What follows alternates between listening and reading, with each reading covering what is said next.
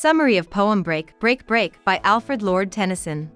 The speaker tells the waves of the sea to crash again and again against the rocky shore. As the speaker watches this, he or she wants to be able to say what's really on their mind. The speaker looks out over the water and sees a fisherman's son playing with his sister and yelling, as well as a young sailor singing as he sails through the cove. There are also beautiful boats sailing through the bay, and the speaker imagines that they are going to perfect, almost heavenly places. But watching these ships doesn't take the speaker's mind off of the time he or she touched the hand of a friend who no longer exists and whose voice is gone for good. Again and again, the speaker calls out to the waves as they crash against the cliffs along the shore, feeling that the easy happiness of the past will never come back.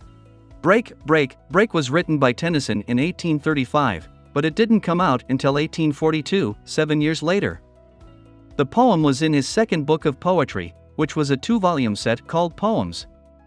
The first volume of this collection was made up of new poems, but the second volume was made up of older poems, like Break, Break, Break and Ulysses, which, like Break, Break, Break, was written in the first half of the 1830s and helped Tennyson move on after Arthur Hallam's death. Locksley Hall and The Two Voices are two other important poems in this collection. Tennyson's depression after Hallam's death is a major theme in The Two Voices, and Break, Break, Break is also about this, albeit less specifically. In the same way, Tennyson later wrote In Memoriam a long poem that talks about Hallam's death in a more direct way. So, it's clear that many of Tennyson's best-known poems were written after the death of a close friend. Break, Break, Break is also similar to Crossing the Bar by Tennyson, which is about death and change.